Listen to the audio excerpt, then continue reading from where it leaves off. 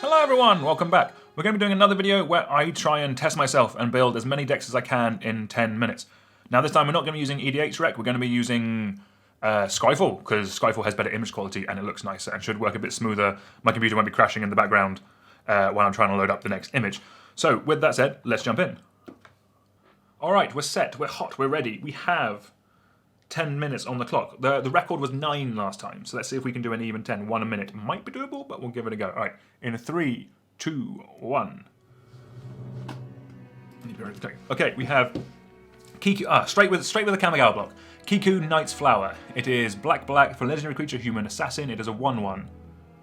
2 black. Target creature deals damage to itself equal to its power. So, how do I want to do this? So we're going to be going flavorful with this rather than functional. We're going to be this is going to be like assassin style tribal. So things like big game hunter. I think there is like royal assassin as well. We're going to be wanting to run in cards which flavorfully kill themselves. So we're going to be wanting running as many kind of like the tap kill style effects as we can. To make the most of that, we'll be running untap effects. Because this is black, we can also run just good mono black cards to give us a load of mana, because this does cost 4 to activate. Realistically, we want to be doing this to get the full value out of this. We want to make this cost be able to do it 2 or 3 times a turn. So we'll play like Pilipala, some untap effects.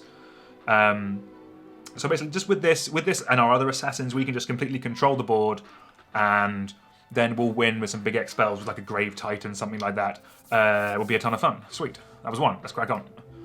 Oh, what is this? Parage of Urborg, 3 black for a summon legend.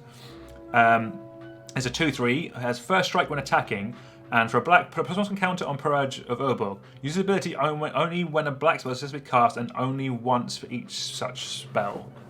That's probably been errated. So we're going back to mono black, and we're going to Voltron. Having first strike when you attack is pretty good. Having the ability to put a load of mana for this to grow is quite good as well. And 5 mana for 2/3. Mwah. Perfect. So with this strategy and with this abilities, what we're trying to do is run a lot of instants. So instants that make us mana will be good as well, because we can just turn that mana back into Parage. Run a lot of like tons of instant speed effects, so that basically this is kind of like a combat trick style command, and no one will really be able to tell when it's going to be attacking. We're going to stick Lash Wraith and the other Wraith onto it to make it huge. Again, with the mono black stuff, you can go big. In a mono black deck, you can always have the alternate win condition of just make a load of mana and cast an Exsanguinate, because you have all those mono black cards that worry about making you mana. So that's what we're doing with this. Cracking on. Oh, we're really getting some old ones today. Sunstastian Falconer. I probably said that wrong. 3 and a Gruul for a 4/4. Legendary creature, human shaman. Tap to add 2 to your mana pool. Okay, so this is going to be like a bad Roshin Meanderer deck. Actually, to be fair, it's having ramp on your commander isn't bad. Like, it's fine. Like we're just going to be playing big Gruul stuff.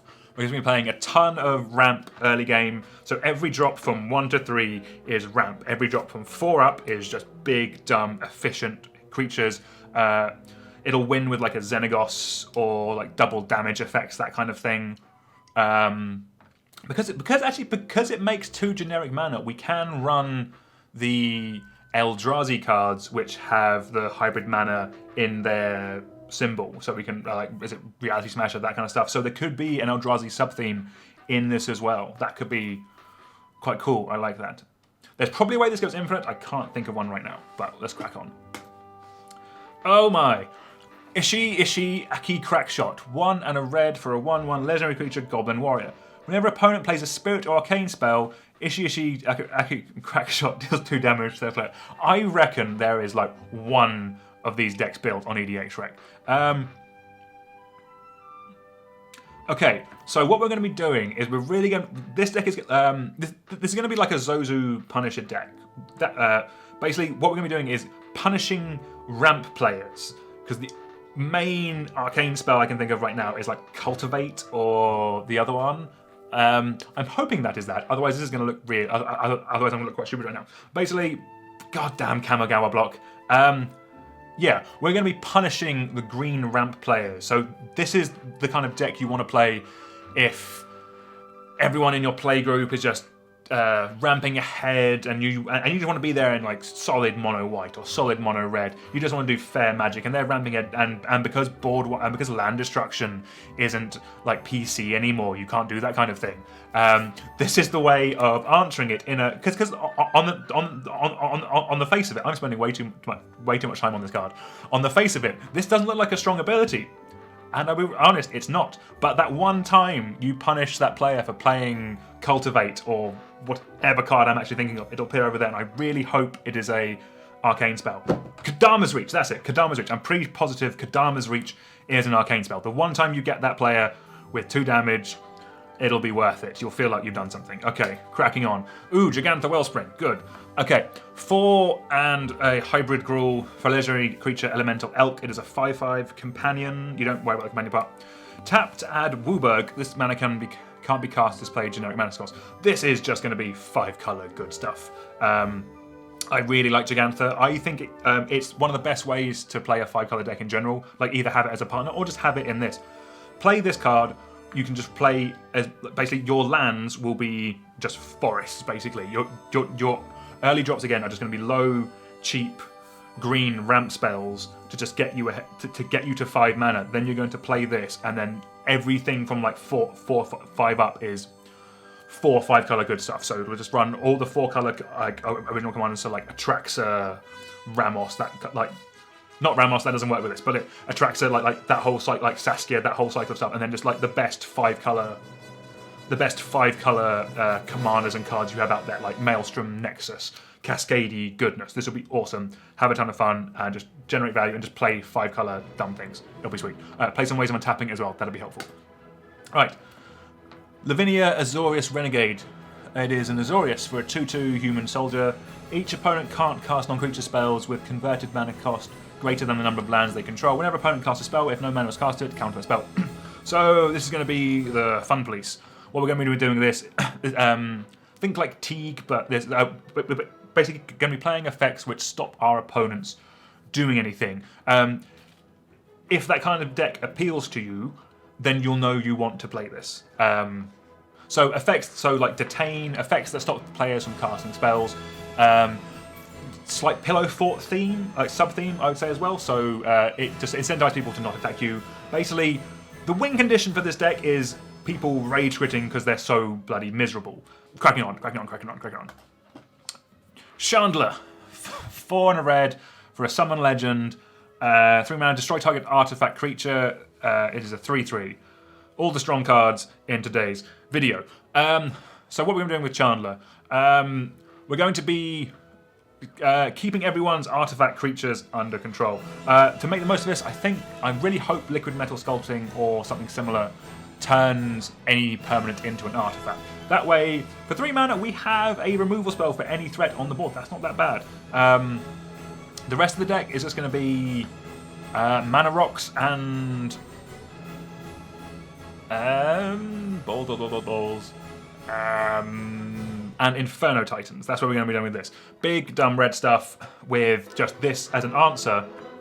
But basically, because we have this as an answer, we can run some ways of searching up artifacts, like the Goblin Mother stuff, so we can get out that card which turns stuff into an artifact. 2-card combo, annihilate the board, you'll be loving it. Make a load of mana, throw it into this. Alright, we have 1 minute to go, let's try and get one more. Ooh, new one, I haven't actually read this card. Felissa, Fang of Silverquill, 2 white-black for legendary creature vampire wizard is a 3/2 with flying and mentor. Whenever a non-token creature you control dies, if it had counters on it, create X, tap 2/1 white and black. Tinkling creature tokens with flying, where X is the number of counters it had on it. Ooh, so I guess this is kind of like a +1/+1 countery aristocrat style deck. We want the ability to... What's the really dumb card? Cathar's Crusade obviously goes in this, and then what we're going to be doing is getting as many creatures out as possible, putting counters on them. There's a load of white cards which just say put on some counter on all creatures you control. That would be great in this deck. And then the rest of the build is an aristocrat shell where you're going to sacrifice stuff, drain out your opponents. But because you're also beating them down as well. You're not winning just by aristocrats. You're hitting them first. Then when your stuff dies, you'll be able to make more of them to sacrifice. Cool. We did it. We did it. All right. Final count. 1, 2, 3, 4, 5, 6, 7, 8. Damn. 8. We are slipping. Apologies. Apologies. Okay, only 8. I think, looking back on it, we did the best we could there. There were some deep cuts. Like, I've seen the card Chandler before, but I never thought of how you build a deck around it. Yeah, I think, was that 2 or 3 Homelands cards and a couple of Kamigawa block there? That is always the danger with this game. But thank you very much for watching, everyone. Like, share, subscribe, all that good stuff. And I will see you soon with a new video. Thank you very much.